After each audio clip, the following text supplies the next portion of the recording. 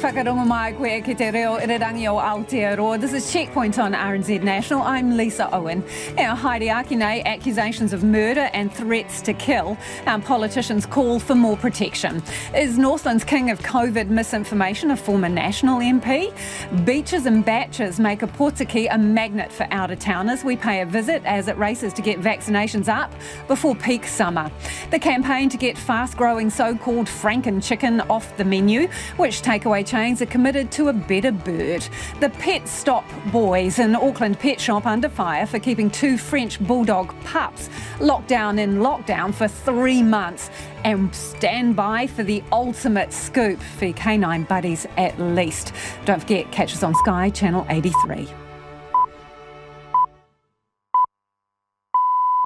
RNZ News at 5 o'clock. Kia ora, I'm Marama Tipole. Protection for MPs is being beefed up as many face increased threats and abuse from people opposed to COVID-19 vaccination and restrictions. Labour MP and Chief Whip Kieran McAnulty has received death threats after being filmed by a protester. He says the Parliamentary Service Commission will now look into MP security. In the meantime, protection for out-of-town MPs, many of whom rent homes in the capital, will be bolstered. And that may come in the form of changing the locks, for example. It might be a security system at the flat. It could be cameras, who knows, depending on the assessment at each MP's residence. But what they're open to doing is having a broader conversation as to what provisions need to be in place for MPs. Kieran McAnulty says many people say things online that they wouldn't say face-to-face, but it's a timely opportunity to review security for MPs. Schools use stopgap measures to replace unvaccinated teachers today. It's the first day of an order banning unvaccinated staff from school and early childhood premises. Our education correspondent John Gerritsen reports. Principals estimate fewer than 1,000 teachers have refused to get a COVID vaccination, meaning they cannot go to work. Some have been allowed to teach remotely from home, while others have been replaced by senior staff or relievers. Principals say people's vaccination status has been secret, so the absence of certain staff members today has been a shock to their colleagues. They say the mandate is also affecting bus runs, sport teams and camps. The Education Ministry says 11 schools it expected might be significantly affected were all open today, although some were providing distance learning. A record 222 cases of COVID-19 in the community have been reported today. Most, 197, are in Auckland, with 20 in Waikato. The Health Ministry says a COVID patient in their late 70s has died in Auckland City Hospital. Rachel McGregor has been awarded $400,000 in damages after she was defamed by her former employer, the one-time Conservative Party leader Colin Craig. The judgment is the latest chapter in a years-long legal saga over the fallout from the 2014 election campaign. The case first went to court in 2019, with Mr Craig suing his former press secretary and Ms McGregor countersuing. Justice Hinton found both parties defamed each other in certain respects and that Ms McGregor had been sexually harassed by Mr Craig. More than 2 years later, Justice Hinton has ordered Mr Craig to pay damages. Mr Craig withdrew his damages claim on the first day of the hearing. The National Party says it's unbelievable the vaccine certificate contract was only signed last month. They're an integral part of the traffic light system New Zealand will transition to in the coming weeks. COVID-19 Minister Chris Hipkins told Parliament work started in April, there was a tender completed in September and the contract signed on the 13th of October. National's Chris Bishop sought confirmation. Can he confirm to the House that the contract for the development of the vaccination pass was only signed by the government a month ago? Mr Speaker, yes, for the very last part of the process. Chris Hipkins says work's also underway on a system to allow those vaccinated overseas and with vaccines other than Pfizer access to a vaccine certificate here. A former National MP is being criticised for a lengthy Facebook video in which he questions the effectiveness of the COVID vaccine. Matt King, who was the MP for Northland last term, has posted a 40-minute interview with epidemiologist Simon Thornley in which they also downplay COVID death rates. Professor Rod Jackson, who is also an epidemiologist, says COVID is a severe disease and their discussion is dangerous. There is definitive evidence that it reduces the risk of severe disease and death by 95% in that order. And we have someone who is questioning that evidence who doesn't know what they're talking about, talking to an epidemiologist who doesn't know what he's talking about. I think it's dangerous. The National Party says Matt King's views are his own. Mr King has not responded to requests for comment. It's coming up to 5 minutes past 5. New Zealand football were strategic in choosing the All Whites' latest opponents as they plot their path to next year's World Cup in Qatar. The All Whites will play the Gambia tomorrow morning in Abu Dhabi. The New Zealanders are coming off wins over Bahrain and Curaçao last month, and a win tomorrow will be the first time in more than 30 years they have won 3 in a row against opposition from outside the Pacific. Coach Danny Hayes says African opposition is a unique challenge for his side. New Zealand players, outside of, say, the odd under-17 or under-20 World Cup, really haven't had much exposure to dealing with African nations and African players. So, it's going to be tough. We're thoroughly looking forward to seeing how the players adapt. The game kicks off at 5 a.m. tomorrow. Meanwhile, European champions Italy missed out on an automatic qualification for the 2022 World Cup after being held to a 0-0 draw by Northern Ireland. Harry Kane scored 4 goals in England's 10-0 demolition of San Marino to finish top of their group. And the final of next year's men's 2020 World Cup will be held under lights at the Melbourne Cricket Ground. Originally scheduled to take place in Australia in late 2020, the tournament was postponed for 2 years until October and November of 2022 because of the COVID-19 pandemic. Australia will defend the title on home soil after beating New Zealand in the final of this year's World Cup in Dubai on Monday. That's the news. Banned from the workplace. They are just simply unable to be at school. They're unable to be in face-to-face contact with young people. The race to 90%. It's good to have a big city like this fully vaccinated to that extent, so it gives us a lot of protection. So great job, Wellington. At a race you'd be quackers to join. As far as the marathon, while we just happened to be there, we went down to see the marathon. Wrinkled, she just saw everyone running and she just wanted to join in. Quacking good yarns. Morning Report, weekdays from 6 on RNZ National. And it's now looking at our short forecast from Met Service at midnight Wednesday. I was going to say it looks like dark weather for much of the country. Northland, Auckland, Coromandel and Bay of Plenty. Some isolated showers there, clearing tomorrow evening. Waikato to Horowhenua, including the central high country. Showers with possible thunderstorms easing tomorrow morning and becoming isolated. Gisborne and Hawke's Bay, mainly fine though, isolated showers for tomorrow afternoon.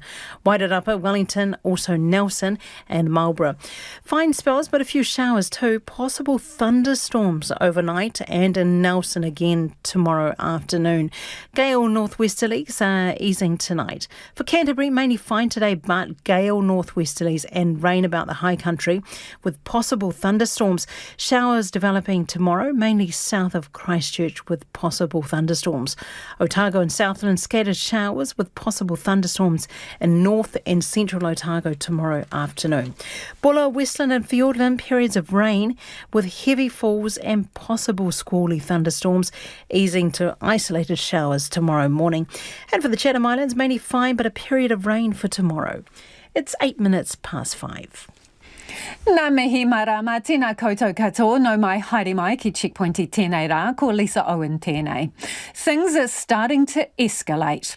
Anger stirred up by COVID-19 has some MPs facing an increase in threats and abuse and looking for more security.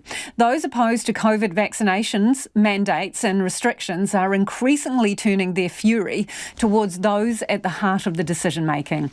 And MPs are now in line for beefed up security. Our Deputy Political Editor Craig McCulloch has the story. You are killing people. You are killing people, and it is not misinformation. It is missing information that we want. This is the frightening frontline of the anti-vax movement, the vitriol MPs are subjected to. You are participating in a genocide. The question is, what should be the punishment? Some say, as per Nuremberg, it should be hanging. I don't. I respectfully disagree with that. I think it should be lethal injection. The protester is former ad man turned conspiracy theorist John Ansell. He went live on Facebook on Saturday while confronting the Labour MP and Chief Whip, Kieran McAnulty. We want to see you go the way of the medical experimenters at Nuremberg. The video attracted the attention of authorities, with John Ansell later posting another video of the police at his doorstep. I'm just here to inform you that some of the stuff that you have been putting up, it's been found quite threatening to some of the MPs and the local members. And so it should. Kieran McAnulty says he did not call the police, but has spoken to Parliament's security team. Since the video was posted online, he says he's received numerous death threats. I'm not too worried about that bloke in particular, but those that believe the rubbish that he's talking about and are then potentially willing to act on it, I think we need to take that seriously. And that means tighter security. MPs can now request greater protections at their Wellington homes, potentially cameras or a full security system. And Parliamentary Security plans to put forward a proposal on other possible provisions. After the protest on Tuesday, I think everyone needs to be aware that things are starting to escalate a bit. No more segregation, no more separation, and no more discrimination. Tuesday's protest was the loudest example. Some 5,000 people at Parliament steps, wielding signs and hurling abuse. One carried a noose, others referenced Nuremberg. They threw tennis balls, one with the words "Hang Ardern" scrawled across it. The Prime Minister is their primary target, the face of the COVID-19 response. Protesters even managed to track her down during her flying visit to Auckland, despite her movements kept closely guarded. There is a group who are unhappy at some of the decisions that have been made, but it is by a very small group. It's a small group, but it has a loud voice, and MPs from across the political spectrum are getting it in the air. One of my electorate officers in particular has been the target of repeated and ongoing attacks by anti-vaxxers at the moment. Quite a few people are sending me messages that are pretty abusive. We're certainly very alert to the level of risk that's out there. I think just at the moment everybody is taking extra precautions. New Zealand has so far avoided the worst of the aggression abroad. It treasures its easy access to MPs. But if the hostilities continue to heighten, that approachability could become a COVID casualty. The National Party is distancing itself from a former MP who's questioned the effectiveness of COVID vaccine in a lengthy video that's since been labelled dangerous. Matt King was Nationals MP in the North last term and hosted a talk with epidemiologist Simon Thornley, during which the pair talk up other treatments and talk down COVID's severity. Thornley's colleague says he's talking nonsense, and Judith Collins says her former workmate's views are his own. Anei te kai ripoata in Black person. Northland has some of the lowest vaccination rates in the country, and misinformation is proving to be a massive challenge in getting some people across the line. But just last week, National's former Northland MP Matt King hosted a video chat questioning the vaccine's efficacy with Auckland University epidemiologist Simon Thornley. The purpose of today's live stream is really explaining the basics of COVID-19. The pair talked for 40 minutes. They discussed the vaccine not affecting COVID transmission and claim the mortality rate is in the order of a severe flu. Here's Thornley. You know, the evidence that I've met is very useful, is epidemiologically it looks sound and strong, and so I can't see why we haven't gone down that track. But those claims and the video in general are being rubbished by Thornley's fellow Auckland University epidemiologist Rod Jackson. There is no trial evidence that ivermectin works in people with COVID. It doesn't exist. There are trials going on, which is appropriate, but there is no trial evidence. He says it's nonsense and a bizarre statement that COVID's no worse than the flu, and that comments around the vaccine affecting transmission are irrelevant as they significantly reduce the chance of infection. I mean, this is typical of Simon and typical of many of the people who are against vaccination and against the New Zealand approach to addressing COVID, and that is they pull out little bits of largely irrelevant information and don't look at the whole context. And Professor Jackson says it's dangerous for Matt King to be highlighting those views and using his platform in that way. This is a severe disease, and we have a evidence-based treatment where there is definitive evidence that it reduces the risk of severe disease and death by 95% in that order. And we have someone who is questioning that evidence who doesn't know what they're talking about, talking to an epidemiologist who doesn't know what he's talking about. I think it's dangerous because people could die. 72% of Northlanders are fully vaccinated, 83% have had their first dose. Matt King's video has been viewed more than 56,000 times. In the comments section, he encourages people to share it far and wide. The National Party won't say whether Matt King is still a member, and they haven't confirmed who their candidate will be for the region in the next election. Leader Judith Collins won't say whether she's spoken to him about his views. Well, obviously I don't discuss publicly any private conversations I have with people, but I'm making this really clear, is that the National Party supports vaccinations. We have been absolutely robust in this, and that Matt is not speaking for us on it. Matt King did not respond to Checkpoint's request for comment, nor did Auckland University.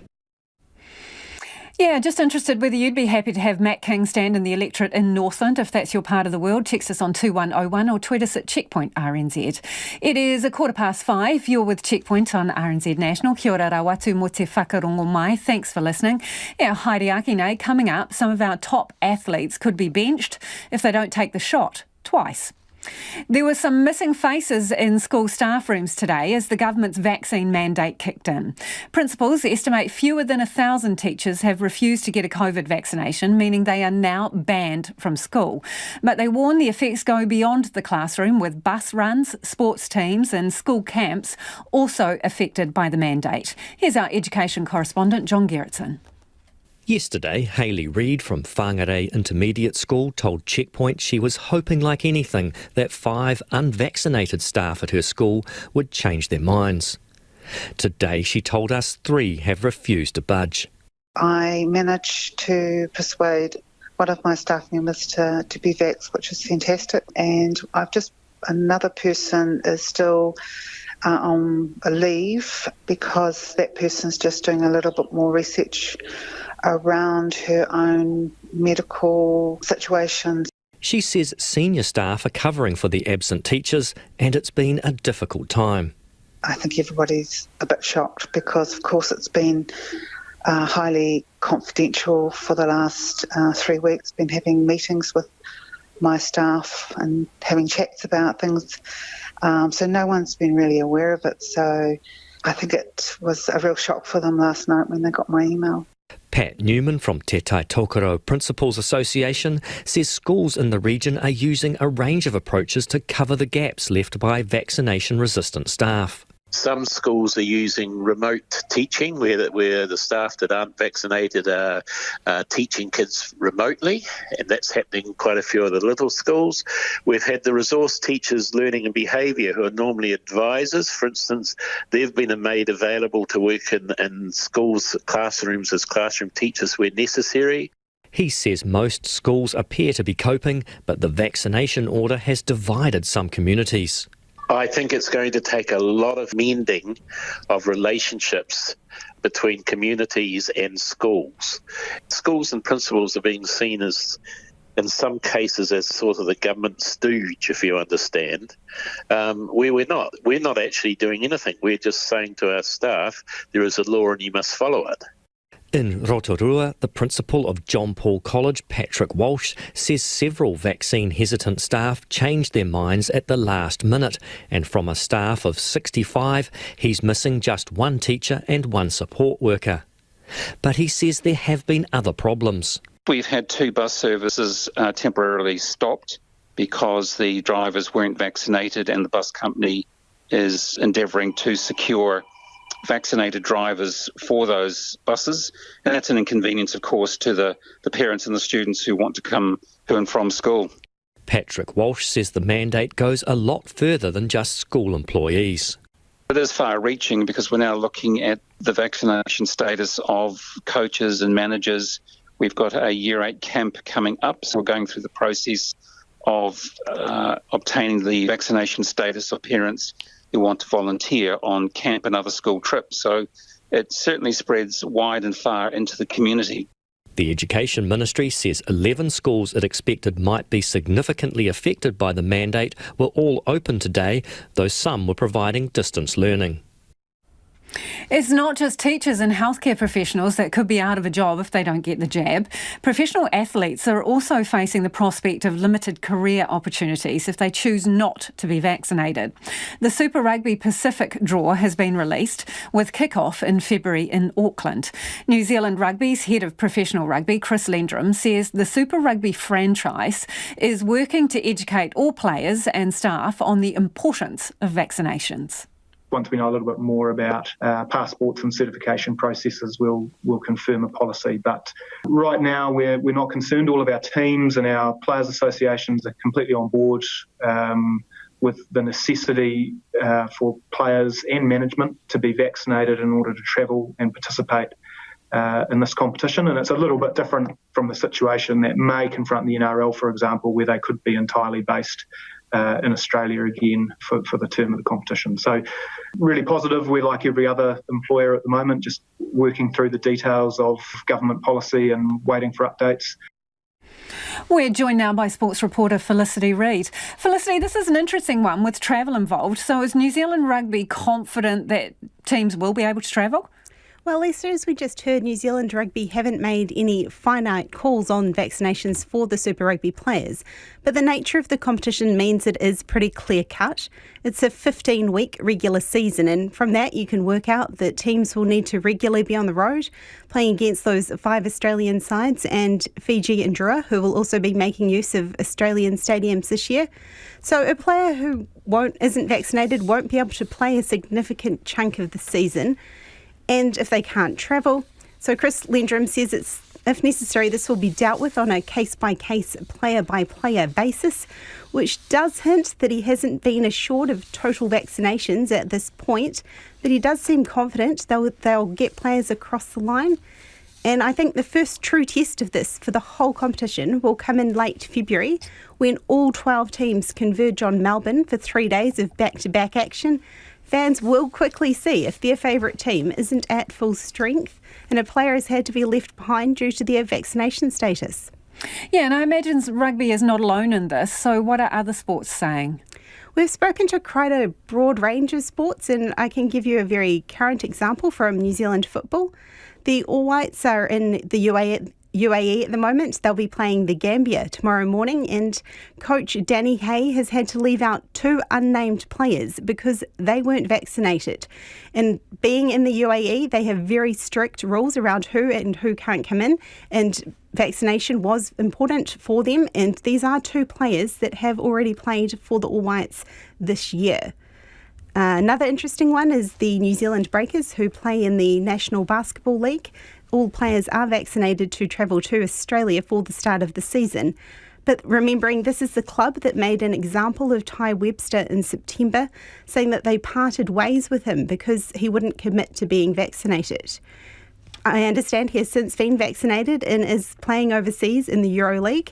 But owner Matt Walsh of the New Zealand Breakers, he was very clear that players would need to be vaccinated despite the National Basketball League actually having no official mandate for this.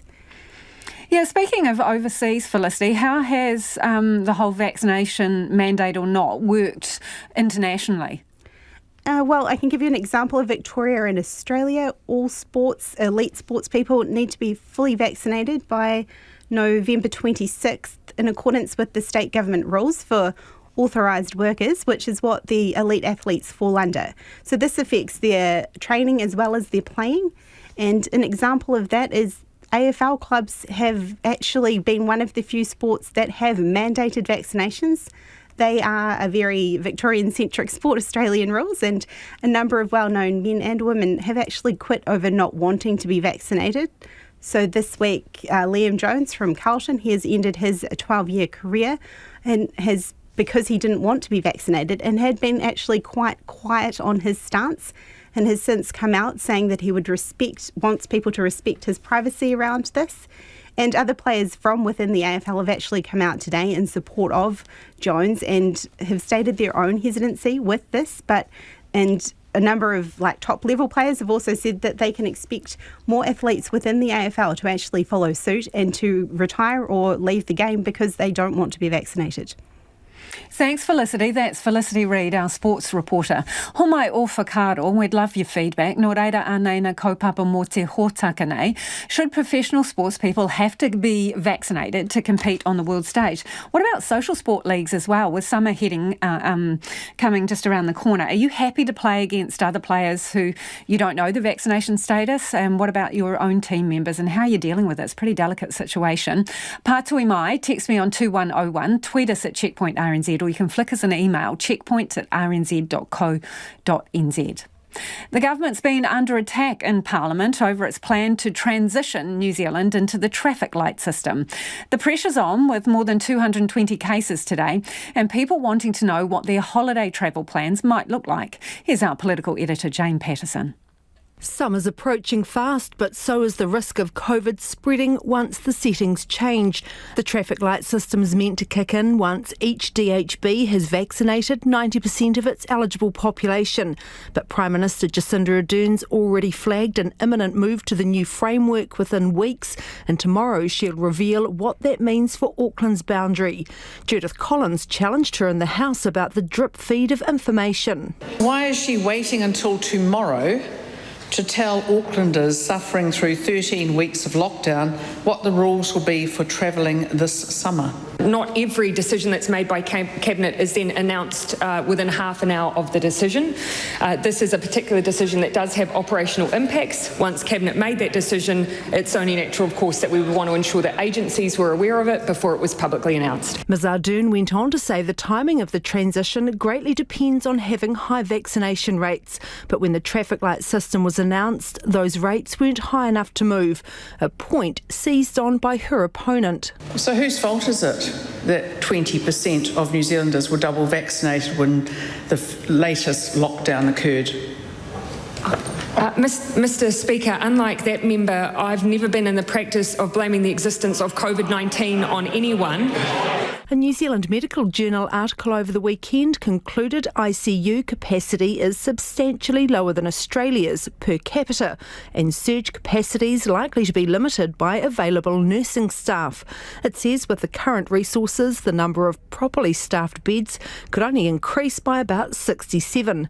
Health Minister Andrew Little hit back at questions from National Shane Nereti about why that's so much lower than he's been promising. We will have the care available for people who require hospital-level care as a result of the pandemic. And if it's not in their local hospital, it will be because the response that we are putting in place is organised on a regional hospital basis, and they will get that care in the public health hospital system that they need.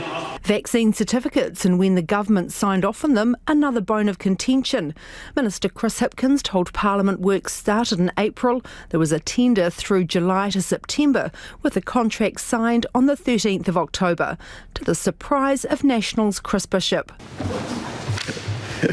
So just for clarity, can he confirm to the House that the contract for the development of the vaccination pass was only signed by the government a month ago?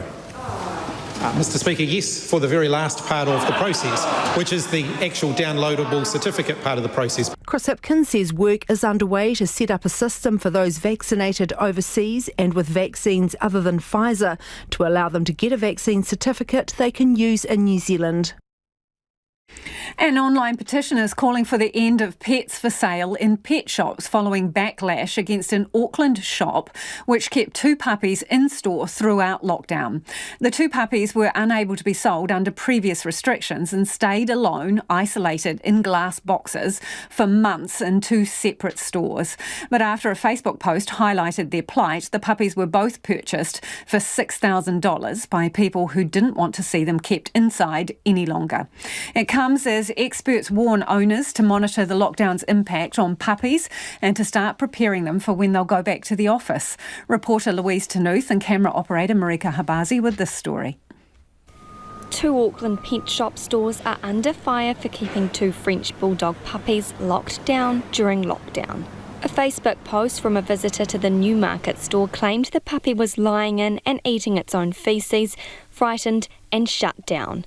The post went on to say the puppy was not taken home during lockdown because the owner had a cat. RNZ video from inside the Newmarket store shows him inside a small glass box without a bed and alone. When we visited yesterday, Checkpoint was told the puppy had just sold for $6,000, along with another from the East Tamaki store. 2 Give a Little pages have now been set up calling for donations to cover the hefty price tags for the pups, now named Doug and Diff. Both buyers were appalled the dogs had been locked up for so long and say Pet Stop would not free them until the asking price was paid.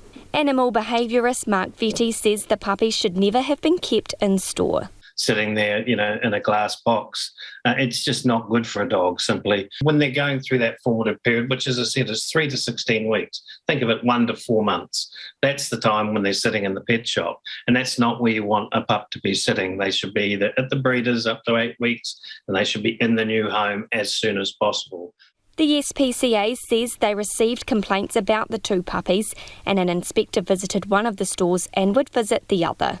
They say they made several recommendations but could only take legal action if there was a breach of the Animal Welfare Act. Pet Stop declined an interview from RNZ but said in a statement the puppies were cared for by staff throughout lockdown and the SPCA had visited both stores but didn't have any concerns and said they were satisfied the puppies were well cared for and had clean, well set up conditions.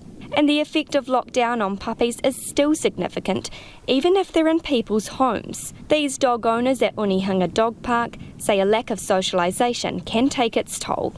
He would have been about 3 months old when we went into the first lockdown. Yeah. Well, tell me how that's kind of affected him. He definitely had a little bit of the fear aggression. Bit nervous in front of other dogs and mostly other people.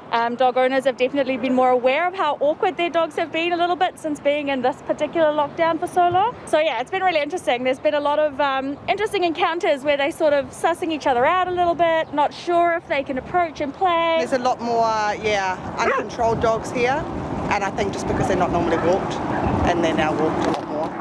That's why Dr. Mark Vetty set up his own virtual puppy school when the first lockdown hit last year to help owners navigate raising a puppy in lockdown.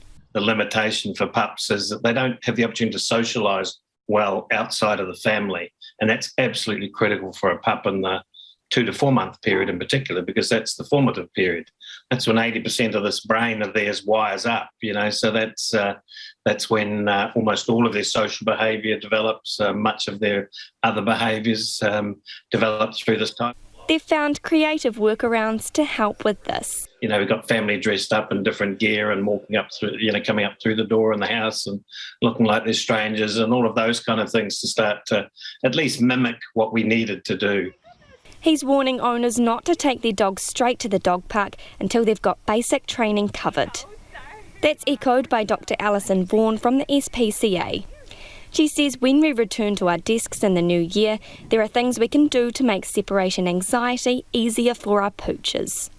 What you can start to do is just give them a little bit of time. Start with very short times and give them something really good or delicious to work on, like a Kong filled with pet safe peanut butter or something similar, and just step out for a minute, 2 minutes, even in your own home in a different room, and just build up times to be longer and longer. Take some walks by yourself and make sure that they're happy and look forward to times by themselves as well. Along with getting them used to different sounds and surfaces and masks, it's important to acknowledge the work that will go into looking after them when work returns to normal. We do advise that you break up the day, get a friend or yourself, pop by and check them during the middle of the day. If you've done that prep work on getting them used to being alone, it should hopefully be fairly smooth. But for some dogs that really enjoy dog-on-dog time, things like doggy daycare can be really useful. Having a schedule that you can maintain when you're at work, so making sure you have playtime before you go out to work, feeding them, and they know it's nap time once you've gone. She says there's no denying the joy that puppies bring to our lives, but as Christmas approaches, we should make sure we know we're in for a long-term investment, not just a cute gift. Meanwhile, the Pet Stop boys Doug and Diff are enjoying their freedom after 3 months locked down in the pet shop. Doug will be rehomed, but Diff's owners say having him is like getting a surprise baby. More than 3,000 people have signed a petition over the last 24 hours, calling for the sale of live animals in pet stores to be banned. And if you were listening to that on radio, we'll put the video from Marika and Louisa's story up on our webpage.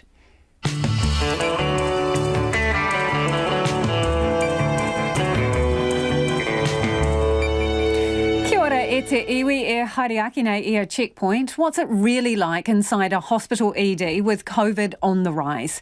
As the youngest school kids prepare to head back to the classroom, an international expert says surveillance testing needs to be part of the plan. And bacon-flavoured ice cream sound good? Well, it's not for you, it's for your four-legged friends.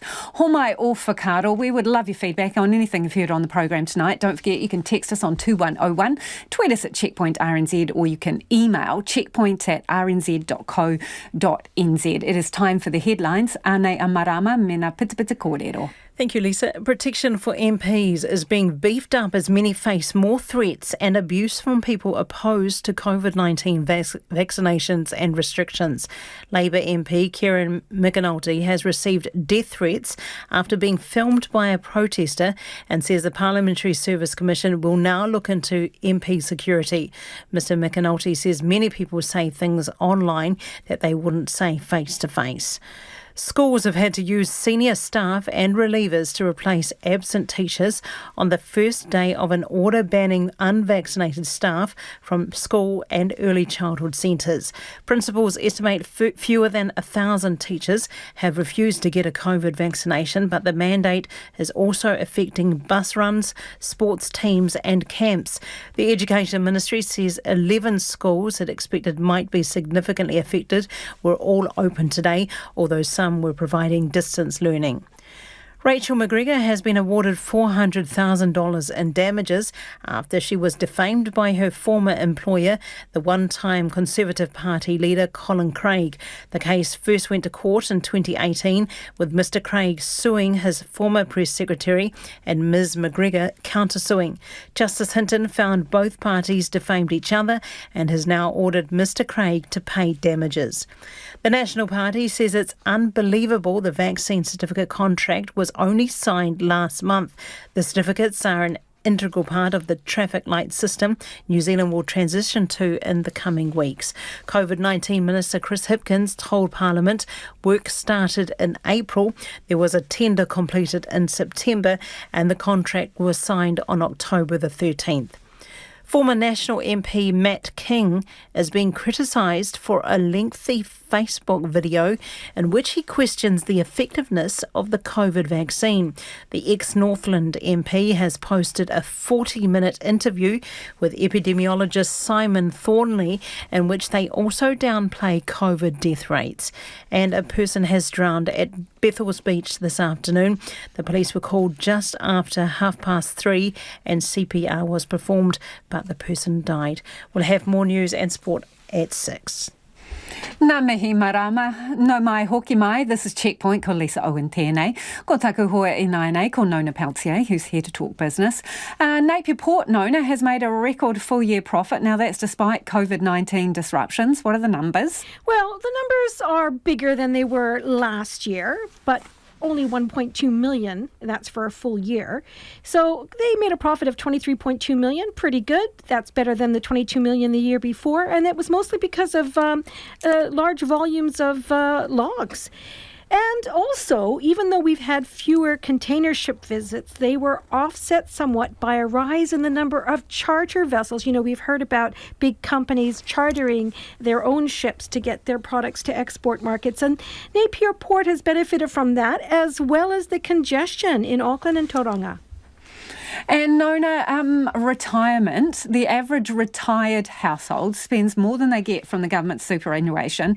Okay, so petrify us all and tell us how much more you need to get by. Well, to get by, this would be like, well, I don't know exactly what a no-frills lifestyle is, but it would be basically overall, nationally, you'd need an extra $75,000 in savings. That's for a no-frills lifestyle. That's two people living in a provincial household. Now, if you lived in the middle of the city, you'd need $195,000 to supplement your superannuation in a no-frills lifestyle. But if you wanted some choices, you would need $809,000 to fund your choices lifestyle in the city, or about $500,000 in the provinces. The good news is that Hang on, Nona, before you move on, critical question. Yeah. How long are you alive for spending that money? Do we know over what period? It actually doesn't mention that, but let's hope you are around for a while, because you want to be able to at least spend your $500,000. But right? it's critical whether we get to live 10 years on that, 20 years or 30. Hey, look, if you live a a no-frills lifestyle, you could probably live to more than 100. Who knows? But I'll tell you what, the good news is the survey showed that current retirees are spending more than their superannuation. So that means they have a reasonably healthy savings account. So, okay, right? But if you don't, start saving now. It's never too late. Or they're of an age where they had a house and they're now able to leverage against it. That's Generation Rent isn't going to be impressed by this kind of line of discussions, Lisa, I can tell you right now. So, but look, save for your retirement. It's never too soon or too late to start. And what numbers have you got for me from the market? Okay, well, the index fell about 0.5%, but of course the Port of Napier, they rose about 3%, so I just want to say that. So fell about 0.5%, 62 points down to 12,903. And look, the New Zealand dollar is holding steady ahead of what the Reserve Bank might say about the official cash rate next week. We're at 70.5 US cents, 95.9 Australian, and 52.5 pence. Thanks, Nona. Ka kite. That's Nona Peltier with Business News. A COVID testing expert believes surveillance testing in schools with unvaccinated children can help keep the virus in check and reassure parents it's safe for kids to head back to class. In Auckland, primary schools can head back to face-to-face classes tomorrow, although some are staggering days and limiting attendance to maintain social distancing. And some will be teaching in the open air or with open windows and doors to make sure classes are well ventilated. Dr. Gigi Gromval from Johns Hopkins Centre for Health Security has been tracking COVID testing throughout the pandemic, and she reckons that New Zealand's vaccination rates are pretty high, but she still believes there's a place for COVID surveillance testing. Testing is very important to limit spread and also for people to feel confident in going about their daily activities. And so testing is important for pool testing for schools for your unvaccinated population. So the under 12, it could play a really big role there. And also for people who are gathering, the rapid antigen tests are really good to make sure that nobody is contagious at that moment. Gigi, let's talk about those examples, because people here, kids go back to school this week, young kids in New Zealand, so under 12s, and they can't be vaccinated at the moment in New Zealand. So what would be an effective testing regime then, and would you use it in that scenario? Yeah, so my kids are, and only recently were able to be vaccinated. So I have an 11-year-old and who just turned 12 and a 14-year-old. And it was only last week that the under 12s were able to be vaccinated. And testing has been going on, pooled testing once a week in all the classes in their school. And it's been very effective at limiting spread. So it's also very effective at giving confidence that there isn't spread going on in the school. So that's what they do. Every classroom has one pooled test. And so you know if the classroom is positive or negative after a day or two. Just to be clear, how many kids in the classroom would be tested? About 30. So then if you then come back with a positive test, then all the individuals have to be tested. So what do you mean by a pool test? So it's just a pool, like they have a whole bunch of students who they only do one test, but it's actually a test of 25 samples or 30 samples. So how does that work? All the kids swab their noses, and then the swabs go into one tube. And then they test the sample that is in that tube. And the kids do the test themselves? Yes, and some kids, they make songs about it and stuff for the little kids. So, for example, in New Zealand, would you think it would be useful, even though we have relatively high vaccination rates, to have some kind of testing regime in schools? I think because it's an unvaccinated population, I think that it is if the resources are there, I think it's a very good idea. A lot of people correctly think of COVID as being a disease of adults, of a disease of seniors. And that is true that they have the most devastating immediate impacts. I would not dismiss the impact on children. And here in the US, we have unfortunately, a lot more spread of COVID than you do. But there are a lot of children that end up in the hospital, and it is a top 10 killer in the United States of children. In terms of older children, ones who can be vaccinated, I noticed that in the US they are using, in some cases, testing in what we would call high school for older kids, in order that not all children who have had close contact with a case have to be sent home to quarantine. So how does that work? That's called test to stay. So instead of quarantining everybody and making them stay at home for 10 days, they test them every day. And the rapid antigen tests are really good at determining if you have a lot of virus in your nose at that time. So if you're testing somebody every day and they don't have a lot of virus in their nose, then they're not contagious. So if you do become positive on those kinds of tests, you need to be isolated immediately. So only about 2% of cases in schools have turned out to be positive of the close contacts. So a lot of children are being sent home and quarantining unnecessarily. And so the whole idea of testing to stay is to try and allow those kids to stay in school so they're not missing out, and just concentrating on testing to make sure that they're not actually infected. Another area of your research is ventilation, right? Ventilation in schools, which is of great interest to us here. Largely, we are relying on opening windows and doors because we're coming into summer. Is that enough? And what happens when the weather gets colder? Is that enough? Yeah, so the good thing about any investment that you do in air quality is that it's really not just good for COVID, but it's really good for flu, for RSV. There's a lot of respiratory nasties out there that really could benefit from more air changes. For some people, for some situations, opening the windows might be sufficient to get enough airflow.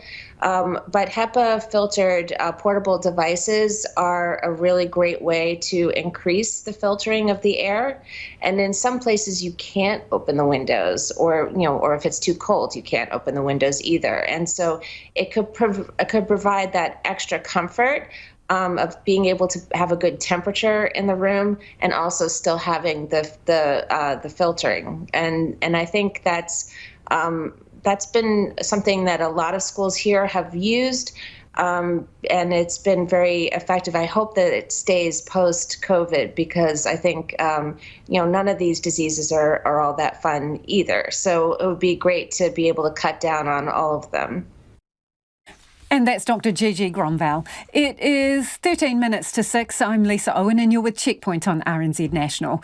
He muri aki ina piti piti kōrero. After the news at 6, we take you inside a hospital juggling COVID cases along with everyday emergencies.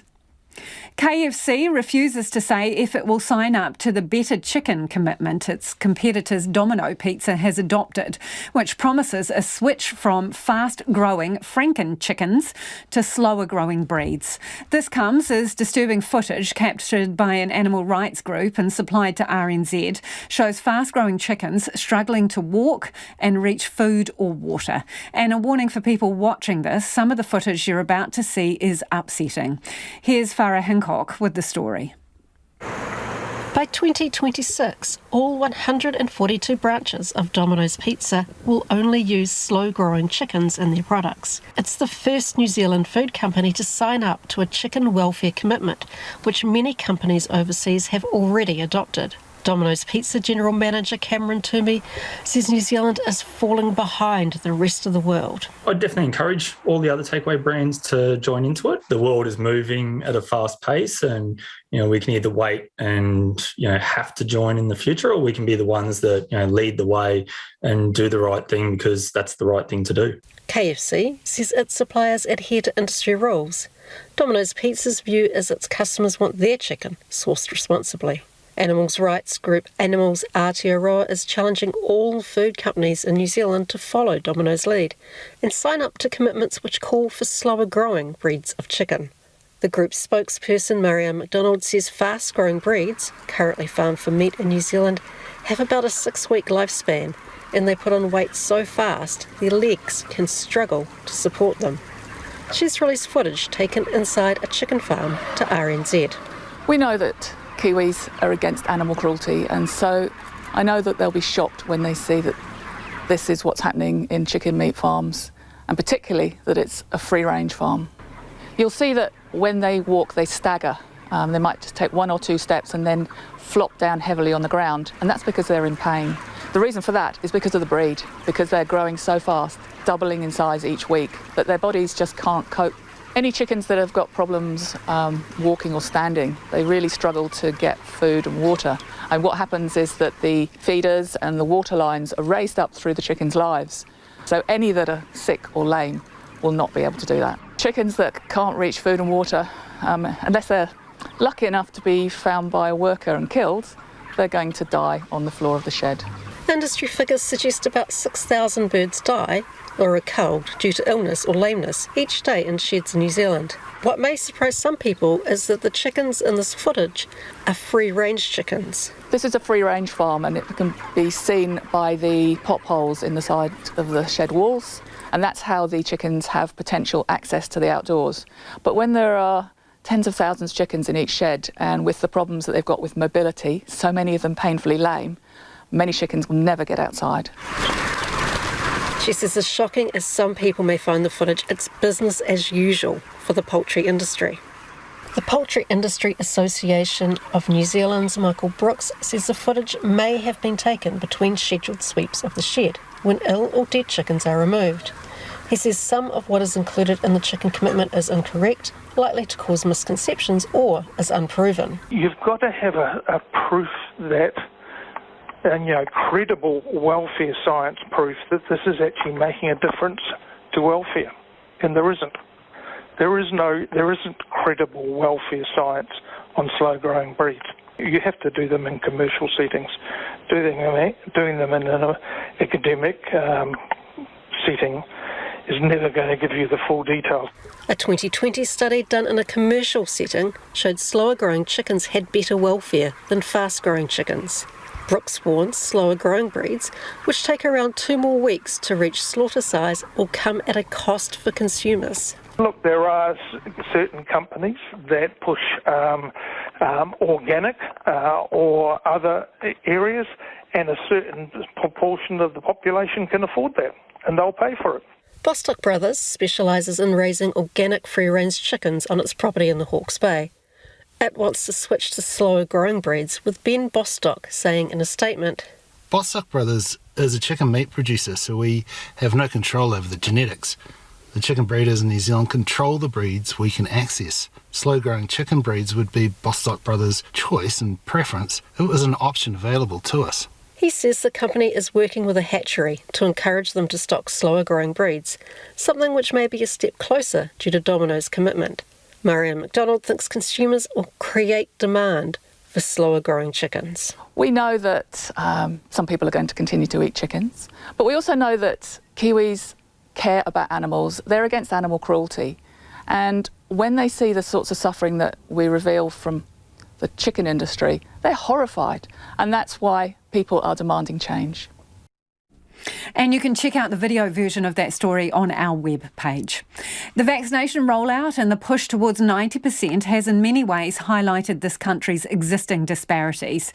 It's being seen in our biggest cities, but also in some of our more remote districts, one of them being Ōpōtiki in the Eastern Bay of Plenty. Jamie Tahana and cameraman Angus Drever spoke to locals in the Eastern Bay as efforts to boost rates get into full swing.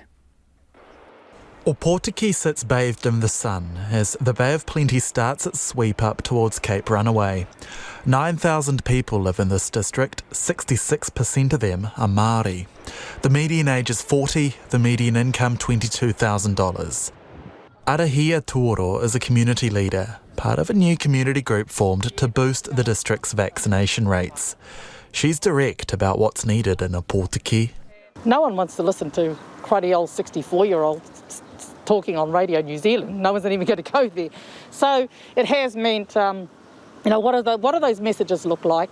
How do we get them out there in a way that's accessible and meaningful to each of those groups? As a district, Ōpōtiki sits at 77% first doses and 68% fully vaxxed. But peel that back further and a patchwork of contrasting rates emerges. Ōpōtiki town, nestled between two rivers, is only at 52% fully dosed, in the bottom 1% of the country. But across the bridge, in much wealthier Woodlands, it's 73.7%.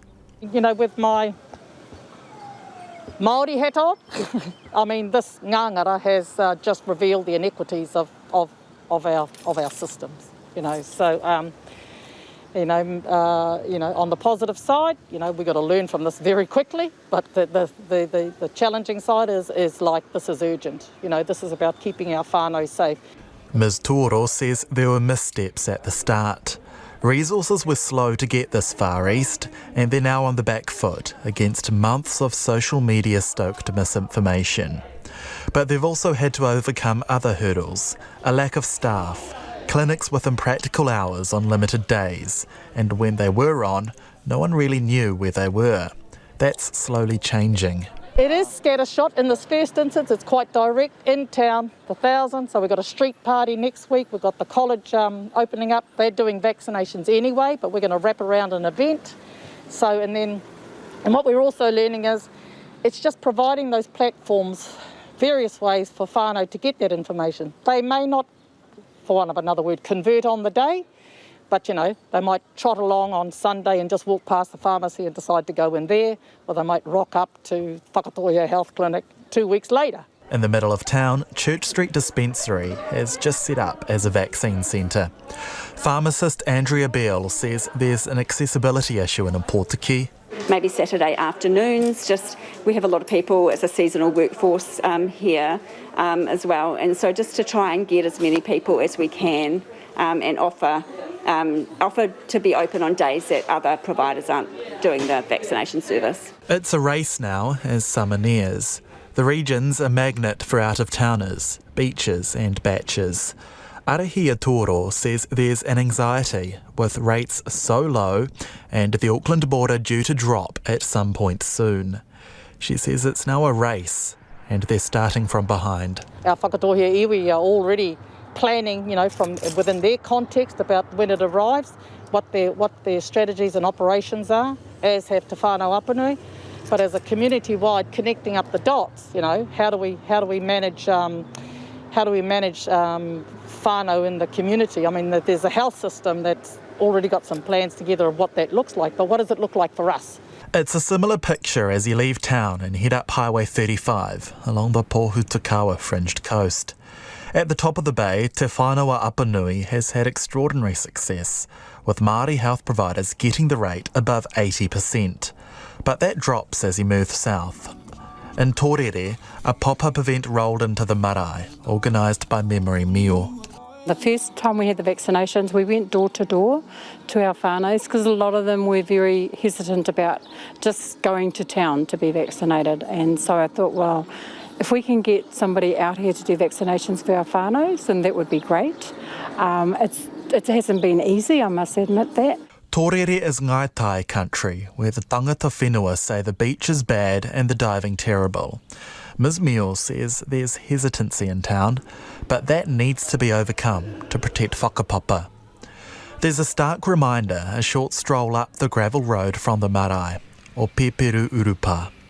Beneath the trees, an unmarked patch of lawn from 1918, a shallow mass grave from the last time a pandemic ripped through Tōrere, when tikanga had to be cast aside as whānau died en masse. Back in the day with the Spanish flu, the epidemics of the flu, and that time where our whānaus weren't able to be vaccinated or offered any form of vaccination to protect themselves, we've got this opportunity now. And so we are hoping that we'll never have to see what occurred back then. Memory Mio says bringing the vaccine to the people has helped remove a major barrier in Torere. A sunny afternoon with whānau at the marae, music and food, prizes on offer, his and hers hunting packs. It worked to get Cunny Stewart along for his first dose. I just did it for work and so I can still travel as well. My nan lives in Australia, my mum lives down south in Dunedin, so I want to keep on seeing them, so yeah, I've got to do what I've got to do, eh? Manawa Nui Maxwell too. Oh, in my family I've got a lot of horis and they love free things. My whānau love free things and we got a lot of vouchers and yeah, a lot of free food. It was awesome. Pretty worth coming. Get your jab. Save the world.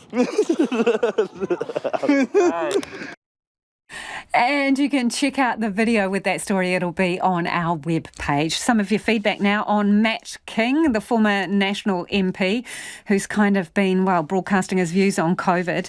This person says, far north citizen here, Matt King is not representative of us. He only used to represent hardcore blue farmers, and I'm not sure if it will even be that after this. Definitely support him, says another person. No to Matt King representing me in Northern. No way, says another listener. Another person says, definitely don't need Matt King in the north. There's already too much misinformation. Politicking is dangerous. And another person says, if Matt King becomes a candidate, I won't vote for National. RNZ News at 6 o'clock. Good evening, Tāno Whalawa. I'm Marama Tipole. MPs have been offered improved home security after escalating threats from those protesting the COVID-19 vaccination. It comes after Labour's Chief Whip, Kieran McAnulty, received multiple death threats after being filmed and abused by a protester. Here's our Deputy Political Editor, Craig McCulloch. MPs from across the spectrum have reported heightening tensions and found themselves subject to personal abuse over the Pfizer vaccine. After being confronted over the weekend, Kieran McAnulty approached Parliamentary Security on behalf of all MPs. The security team has agreed to put forward a proposal on further protections. As a start, all MPs can request a security upgrade of their Wellington residences, including a potential lock change or camera installation. School principals say the vast majority of teachers have complied with the government's vaccine mandate. From today, staff who do not have at least one COVID vaccination are banned from schools and early learning centres. Principals estimate only 700 school teachers did not meet the deadline. In Rotorua, the principal of John Paul College, Patrick Walsh, says schools are also looking beyond their employees. It is far-reaching because we're now looking at the vaccination status of coaches and managers. We've got a Year 8 camp coming up, so we're going through the process of obtaining the vaccination status of parents who want to volunteer on camp and other school trips. So it certainly spreads wide and far into the community. Patrick Walsh says implementing the mandate has been stressful for many principals and senior staff. Rachel McGregor has been awarded $400,000 in damages after she was defamed by her former employer, the one-time Conservative Party leader Colin Craig. The judgment is the latest chapter in a years-long legal saga over the fallout from the 2014 election campaign. Sarah Robson reports. The case first went to court in 2018, with Mr Craig suing his former press secretary and Ms McGregor countersuing. Justice Hinton found both parties defamed each other in certain respects. She also found that Ms McGregor had been sexually harassed by Mr Craig. More than 3 years later, Justice Hinton has now ordered Mr Craig to pay damages. She said he deliberately misled the media by presenting factually inaccurate information in a way which impugned Ms McGregor. Mr Craig withdrew his damages claim. National's leader is distancing herself from a former MP who's questioned the effectiveness of the COVID vaccine in an online video. Matt King, the National MP for Northland last term, hosted a Facebook chat with epidemiologist Simon Thornley in which they also downplay COVID death rates.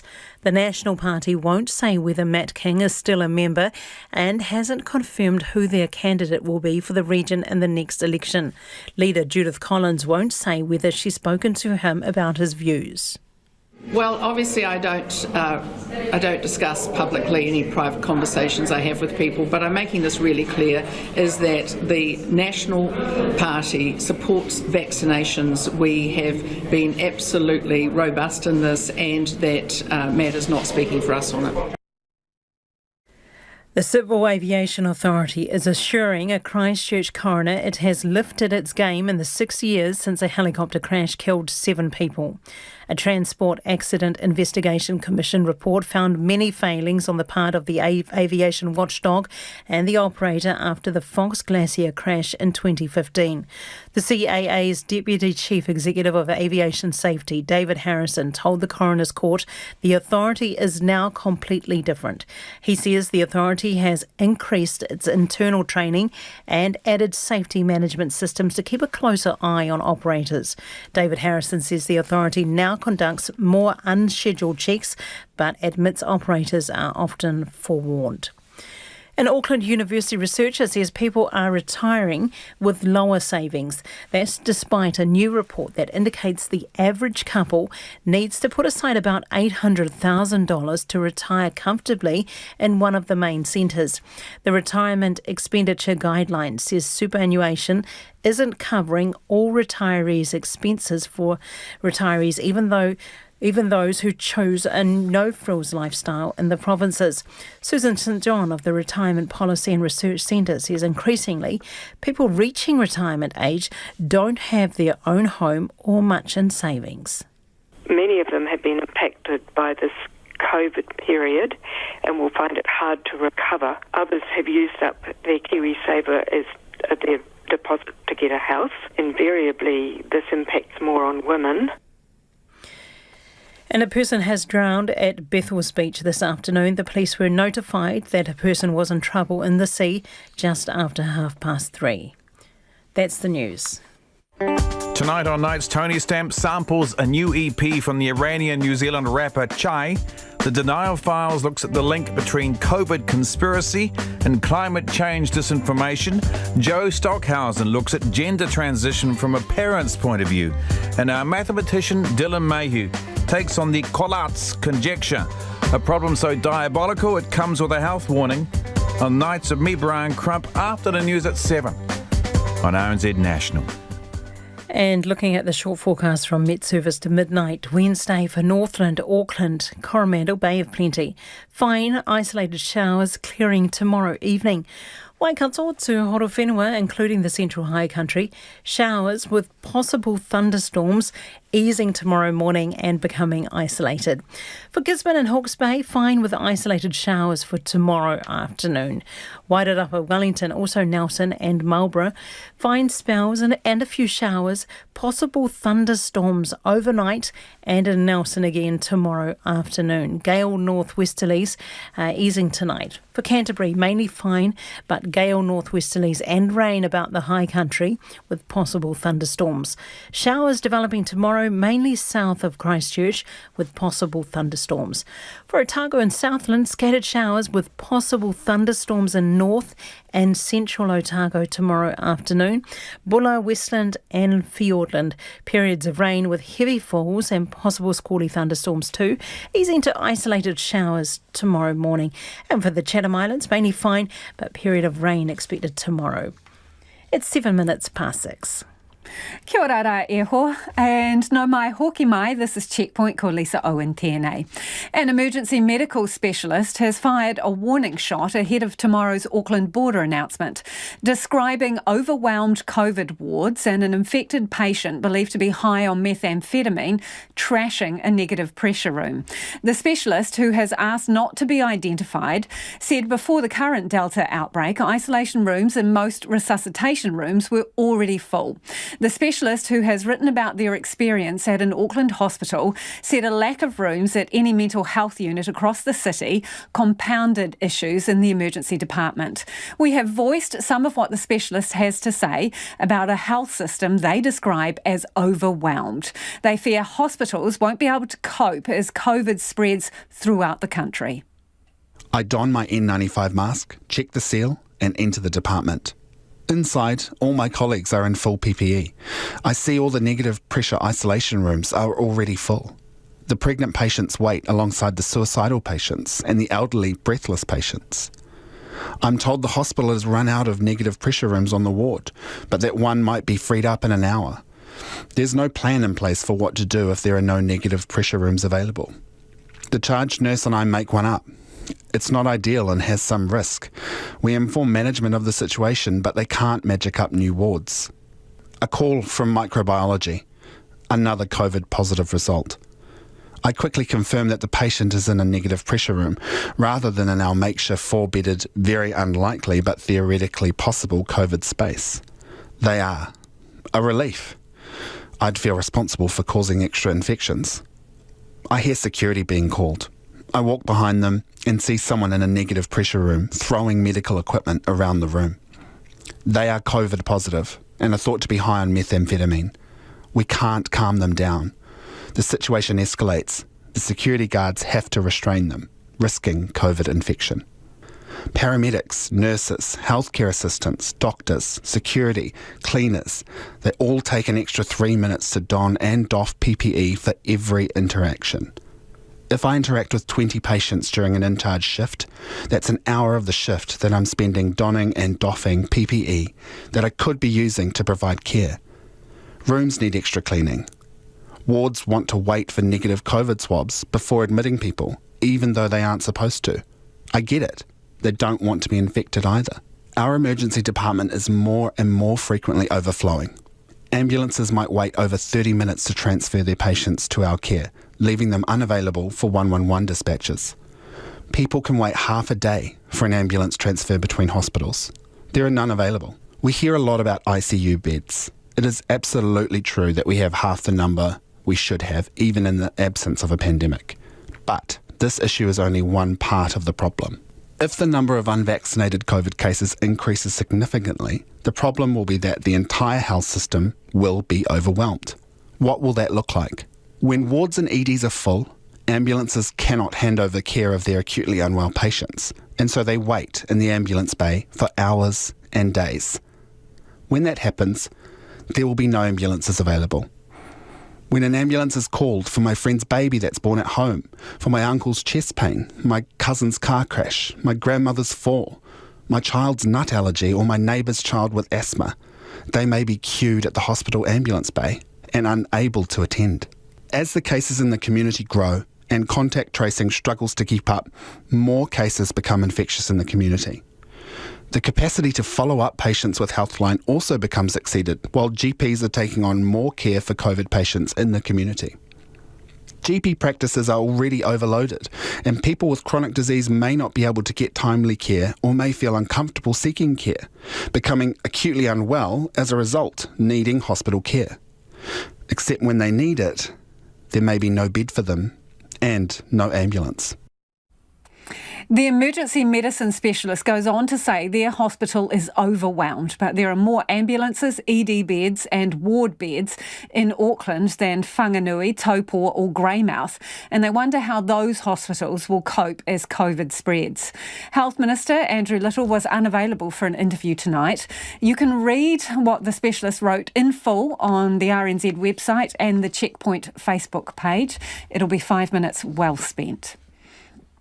Wellington City's become the first area to hit the golden 90% double-dosed mark, but its surrounding suburbs have some serious catching up to do. The latest suburb breakdown has two Porirua suburbs in the 60s for double doses, and as the virus creeps closer, health authorities are increasing their efforts to get doses into arms. Jake McKee reports. Cannons Creek and Waitangirua in Porirua, two areas that have concentrated Māori and Pacific communities, populations more at risk to bad outcomes from COVID-19. On the streets of the two suburbs, people say misinformation on social media and religion are common reasons people aren't getting vaccinated. I believe it's there's so much social media out there, and what do you believe? And I guess it's common sense that prevails. They don't want to have it because they're against it, because they reckon they'll be all right. They say the people who don't want to get it reckon it goes blood clog and all that in your body because they're scared. And very scared some of them are, according to this community centre worker. They're scared of COVID, but they're too scared to even leave the house to get vaccinated? Some I have met like that, yeah. Many people in these communities also hold religion close to their hearts. This woman says she wouldn't care if COVID-19 spread throughout the community. Because, I'm a religious person myself. And I just put my trust in God. Knowing people aren't able to disconnect themselves from religion to listen to science is something local Porirua District Councillor Kylie Wehapi finds concerning. I mean, I do care because we have a huge number of youth that live in our community. And at the stage, 12 and unders aren't able to get vaccinated. But I know for a fact around the country that there have been children that have caught COVID. So, when it comes to children and the vulnerable, that's pretty scary. Royal College of GPs Medical Director Dr Brian Betty is also a GP in Cannons Creek. He says there needs to be an increased focus on vaccination in the pockets of New Zealand that are lagging behind, geographically and demographically. Dr Betty says lower vaccination rates are in the lower age groups, those aged 19 to about 35. That's probably one of the things we're actually seeing at the moment. There's often not a regular connection with health services. There may be mistrust of health services. Dr Betty says 1,350 patients at his clinic aren't vaccinated. He says it's concerning and they have a range of measures in place to try and get more people jabbed, but it's not always easy. I don't have a problem with vaccine hesitancy or wanting to ask questions about the vaccine, or if I've got these other medical conditions, should I have the vaccine? That's perfectly okay to have a discussion on that. Where I get really, really concerned is, and I've seen patients sit in front of me and say to me, look, I don't want to be infertile because I want to get pregnant. Now that's complete misinformation. In Wairarapa, where there are now 2 COVID-19 cases, police have confirmed a large gang gathering was held in Masterton over the same weekend. A Taupo person infected with COVID visited the area. The Ministry of Health won't confirm if the gang event was linked to the COVID case found in Masterton yesterday. Mayor Lynn Patterson wasn't available for an interview, but in a statement said she's pleased with the vaccination rates in the area, despite double doses being below 70% in multiple suburbs. Wairarapa District Health Board is just 247 first jabs away from bringing the entire Greater Wellington region across the 90% first jab line. It is 16 minutes past 6 and you're with Checkpoints on RNZ National. If you're planning on retiring with a little cash to spare to enjoy the finer things in life, a new report suggests you'll need a fat savings account. Massey University researchers say the average couple will need to top up their superannuation by more than $800,000 to secure a comfortable city retirement. Another researcher says women and those impacted by COVID-19 may have to settle for less than their dream lifestyle or even what they've been enjoying as a middle income earner. Anei te kai reporter, Katie Todd. On the streets of Auckland, people do have plans for retirement and savings accounts to get there. They weren't pleased to learn they still have a long way to go. 800,000? That's horrendous. That's the price of a house. I think that's terrifying. What a prospect. Superannuation has been on the rise, up 3.09% in April to about $440 per week for a single and $670 for a couple. But according to the new retirement expenditure guidelines published by Massey University, it's not proving enough. The report suggests a couple living in the provinces will still need to chip in an extra $75,000 of their own for a no-frills retirement, or $195,000 if they want to be in one of the main centres. For a more comfortable retirement with a few luxuries and treats, couples will need more than $500,000 of their own savings to live in the provinces, or more than $800,000 to live in one of the main centres. It says couples above the age of 50 should be putting at least $77 in the piggy bank each week, and ideally up to $917 each week. The reality is that it's important to start early. It's never too late to start, but the earlier you start, the better it is. That's the advice from the report's author, Associate Professor Claire Matthews. But co-director of Auckland University's Retirement Policy and Research Centre, Susan St John, believes it's easier said than done. She says people are increasingly going into retirement with less savings. Many have been impacted by COVID-19 and drawn down their KiwiSaver amounts. Meanwhile, more people are retiring and for longer. People are living longer in retirement, so they've got a longer period, usually in reasonable health, in which to have what they would like to see as a good standard of living to enjoy their retirement. Susan St John says an increased reliance on people's own savings could also exacerbate inequalities. She's written about the fact New Zealand women typically end up with smaller KiwiSaver balances than men. Many women have time out of the workforce, particularly in the vital years between 20 and 40, rearing the next generation, and in that time they may not be making any contributions at all to their KiwiSaver. And so they don't get the benefit of the employer contribution, they don't get the benefit of the government contribution, and they are left further behind. Then there's the issue of housing. If you're not on the property ladder, then retirement savings are probably not your first priority. But Claire Matthews says you should be prepared to save even more. The reality is most of the people that are retired at the moment are homeowners, and therefore the level of accommodation expenditure is relatively low. Whereas if you go into retirement in a rental accommodation, then you're going to have a higher level of expenditure, and you do need to save more to cover that. Claire Matthews says there are plenty of resources available to make a savings plan. She suggests using the Sorted website or talking to a retirement advisor. The UK has raised its terror threat level to severe after a bomb went off outside a women's hospital in the city of Liverpool. Dramatic video has emerged of the taxi exploding and then catching fire on Sunday. While the bomber was killed, somehow the driver managed to escape. Here's the ABC's Nick Dole. Rarely has an incident like this been captured in such vivid detail. CCTV shows a taxi driving into the drop-off area of the Liverpool Women's Hospital. Just before it comes to a stop, it explodes. The windscreen is blown out and debris goes flying into the air. It's hard to believe anyone could survive it, but a man emerges from the smoking wreckage. It's the taxi driver, and he runs to safety shortly before the car goes up in flames. I can't imagine how horrific that must have been for the gentleman concerned. But, you know, he has responded in the way that we asked the great British public to respond. Nick Aldworth is a former UK counter-terrorism national coordinator.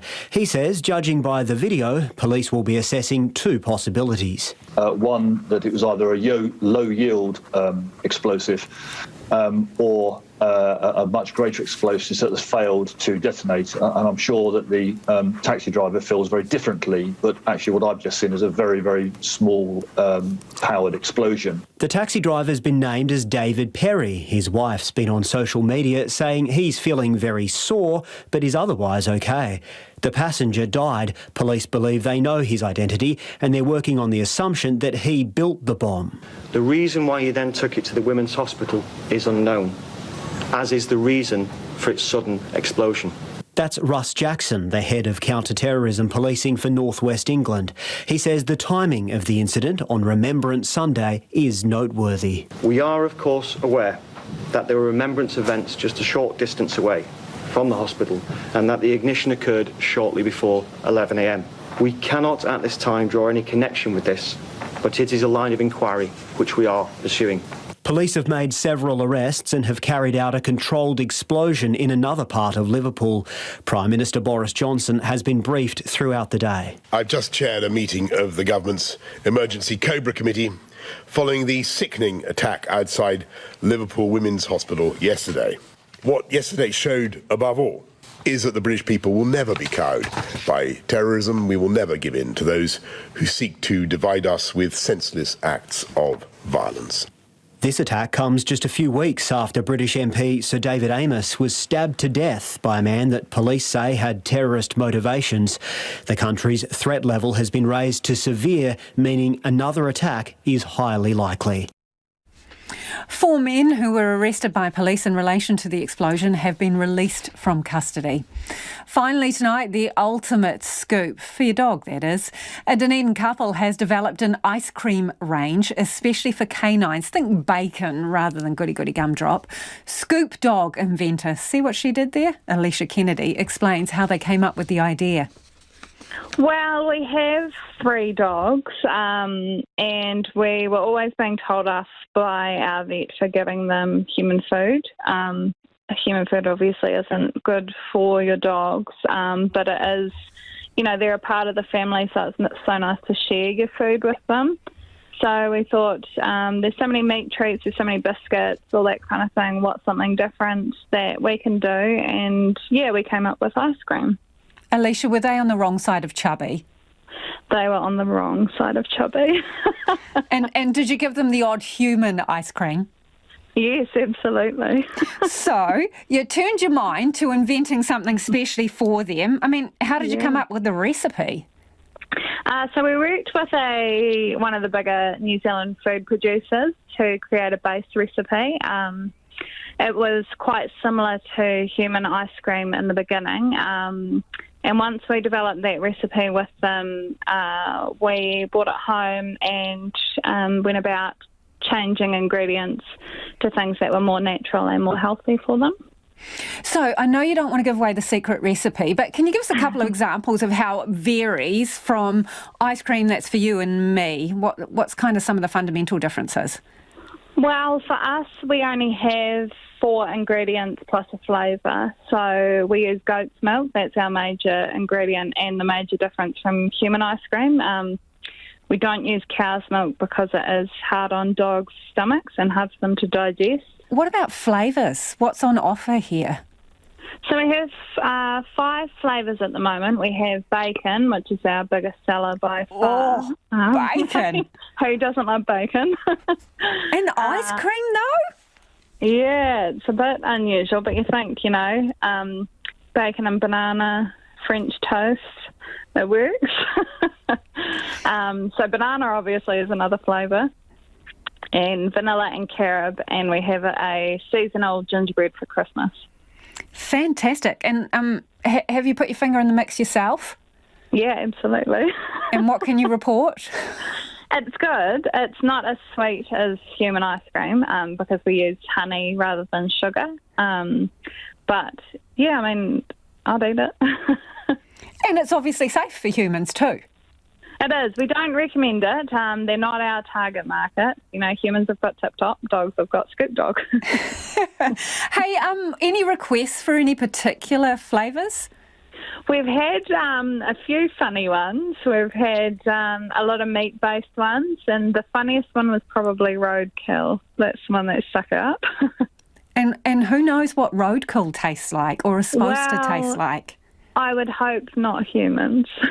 Possum flavoured, perhaps. Possum, yeah. What does this product look like? Is it just, how do you buy it? Does it come in your 1 litre container, or what's the deal? No, so you buy a tub. It's sort of, your gourmet ice creams. It's sort of about that size tub, and inside is a packet of dry ingredients.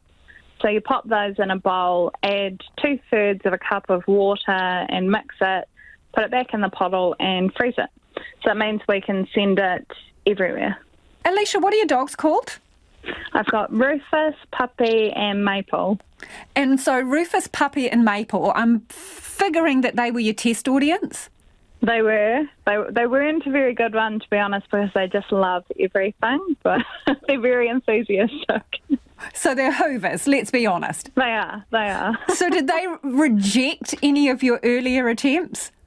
No. So when we were trialling different ingredients and substituting and that kind of thing, we found some ingredients made the ice cream really hard, and that they didn't like so much because it was harder for them to eat, but they'd still give it a fair crack. And are they all in the bacon ice cream camp? Well, they're really not fussy. They'll eat anything. The cat likes bacon. And that is Scoop Dog entrepreneur Alicia Kennedy. Some of your feedback before we head off on whether elite athletes should be vaccinated to play in leagues. This person says if New Zealand athletes are looking for assistance from the New Zealand government and discounted prices from entities like Air New Zealand to attend any sporting event, then it's only correct that those people are fully vaccinated. Another listener's got in touch about recreational sports. Says, I'm wearing masks playing lawn bowls. It's to protect the older people I play against. I'm frontline. I'm vaccinated. That is as much as I can do. I wish people understood how hard it is, thinking we could risk even unvaccinated individuals. On the report that we ran from an emergency specialist, Adrian's got in touch to say New Zealand's expensive lockdown strategy has been to protect our hospitals and ICU capacity. But that capacity is woefully low because New Zealanders have an aversion to paying the tax we need to pay to ensure that our health sector is properly funded. If our hospitals become overwhelmed, it will be all of us to blame.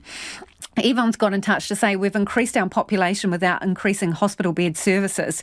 Our hospitals in Auckland anyway have been struggling for years. I left the Public Health Service in 2016. We were often shuffling around trying to find unavailable beds, managers sometimes being pressured into putting patients into day rooms and treatment rooms. It was really exhausting and upsetting then. Selfish, I know, and I feel some guilt, but also I'm relieved to be out of the system.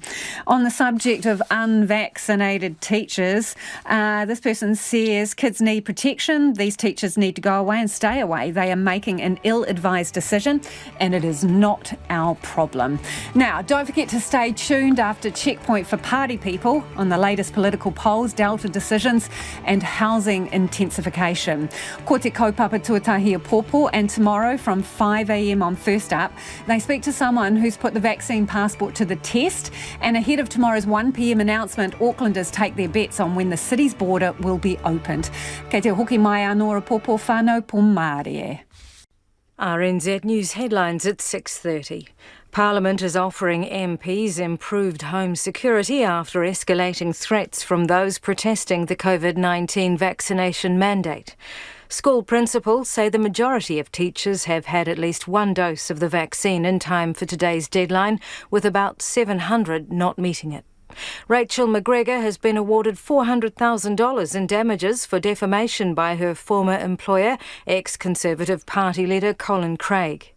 Nationals leader is distancing herself from former Northland MP Matt King, who's questioned the effectiveness of the COVID vaccine in an online video.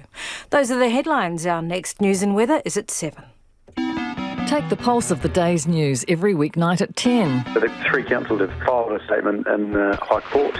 So what we're trying to do is affirm the rights and obligations of our councils in regard to ownership of the asset. Live with local, national and international stories as they happen. The motivations typically for a wild animal's behaviour is generally protection of itself and its territory. So I'd suggest that it was acting out of fear rather than any sort of hatred for people. Up to date if you're up late. Lately with Karen Hay every weeknight from 10 on RNZ National. Thanks, Karen. I'm getting ready for another night on RNZ National. I'm Brian Crump, in which I will speak to our mathematician Dylan Mayhew about the Collart's conjecture, a diabolical mathematical problem. So tricky, some people advise against trying to solve it because it's bad for your health. However, in this half hour, well, normally we'd have the House and the detail because it's a sitting day in Parliament, but they will be coming your way after 8 tonight because, as Lisa said at the end of Checkpoint, right now we have this.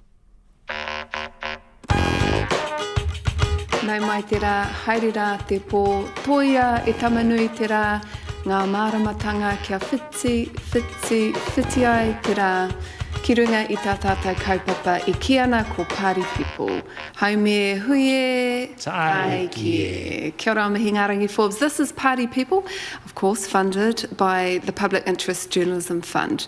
It's Tuesday the 16th of November and I'm joined by our expert panel of political modellers. They've been processing all the data and they've been crunching all the numbers. They are, of course, Professor Tau Henare and Dr. Shane Te Pou. Tēnā kōrua. Kia ora. Kia ora.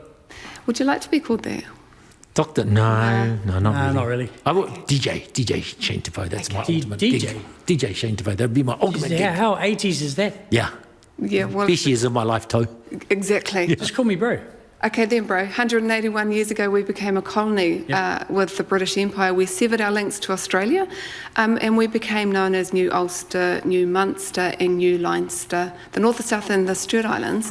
The Māori Party wants us to be called Aotearoa. What do you think? Yeah, I'm an Aotearoa person. Yeah. And here's the interesting thing. New Munster, New Ulster, New Leinster, you would have thought that they were New Pommy, but they're not. They're actually Irish names for counties in Ireland. I'd rather be aligned to the Irish than the Dutch, to be honest. But I'd rather be aligned to Māori. Yeah. I'm sure someone's going to, because names are so important, I'm sure someone's going to send us a note about what they think and whether we've got that wrong. But so Aotearoa is the Māori Party's pick for Aotearoa. The South Island, Ngāi Tahu, have suggested Te Waipounamu. Well, Te Waipounamu is the South Island, but, you know, we're bigger than that. But also, it's not just about the name, and I'm a big fan of Aotearoa, and I think it's only a matter of time before it changes. It might be hyphenated. Aotearoa New Zealand. It might be hyphenated. But I think it's only a matter of time, but, you know, Te Waipounamu is a geographical area, and Ngāi Tahu leadership ought to get behind the name Aotearoa because it's about a consciousness, it's about who we are as modern Aotearoa New Zealand and who we aspire to be. So, staying with the government theme, 181 years later, let's take a look at the latest polls. Very excited when I watched this poll because I knew that you guys were going to be sitting at home crunching the numbers and doing all the analysis. So,